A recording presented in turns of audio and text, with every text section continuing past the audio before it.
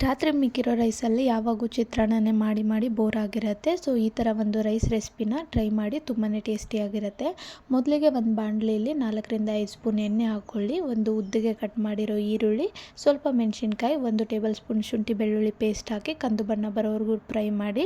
ಅದಕ್ಕೆ ನಿಮ್ಗೆ ಇಷ್ಟ ಇರೋ ತರಕಾರಿನ ಸೇರಿಸ್ಕೋಬೋದು. ನಾನಿಲ್ಲಿ ಕ್ಯಾರೆಟ್, ಬೀನ್ಸ್, ಕ್ಯಾಪ್ಸಿಕಮ್ ಹಾಗೆ ಕ್ಯಾಬೇಜ್ನ ಚಿಕ್ಕದಾಗಿ ಕಟ್ ಮಾಡಿ ಸೇರಿಸ್ಕೊಂಡು ಅದು ಕೂಡ ಕಂದು ಬಣ್ಣ ಬರೋವರೆಗೂ ಹೈ ಫ್ಲೇಮಲ್ಲೇ ಫ್ರೈ ಮಾಡ್ಕೊಳ್ಳಿ.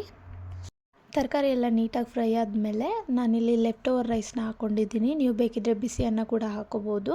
ಅದರ ಜೊತೆಗೆ 1 spoon chilli sauce, half spoon soya sauce, 1 spoon red chilli ಸಾಸ್ನ ಹಾಕ್ಕೊಂಡಿದ್ದೀನಿ.